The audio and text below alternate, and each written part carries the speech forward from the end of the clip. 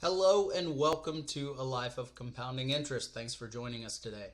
Now, before we release this book into the wild, I wanted to take just a few minutes to go over each individual chapter and some of the things you might find inside.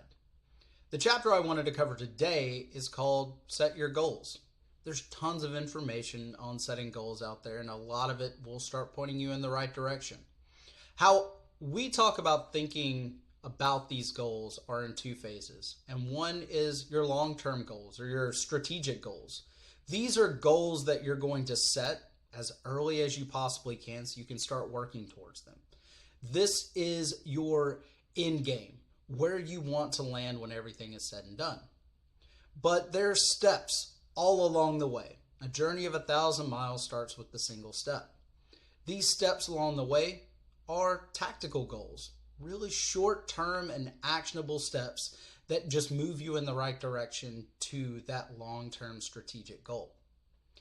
One of the keys in executing on the smaller goals is to not beat yourself down with your goal setting, your action items, and give yourself a chance to live life in between. A lot of change can happen to our long-term goals as we grow. As things in life happen, we take on new knowledge and we even change ourselves. And so having the flexibility but continuing to move in the right direction is so critical. This is a chapter where we talk about the forgiving parts of your budget.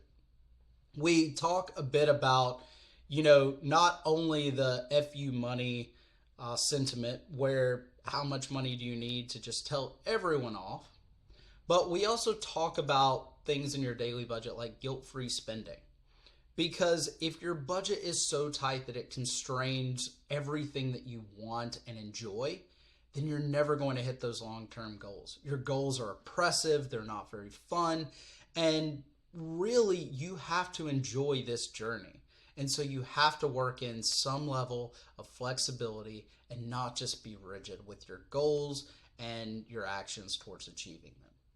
So I hope that anyone who reads this chapter is inspired not only to set these wild long-term goals, but make them also realistic, but understand how setting a goal 20, 30, 40 years in advance is really just an exercise in setting yourself in the right direction and not defining the destination.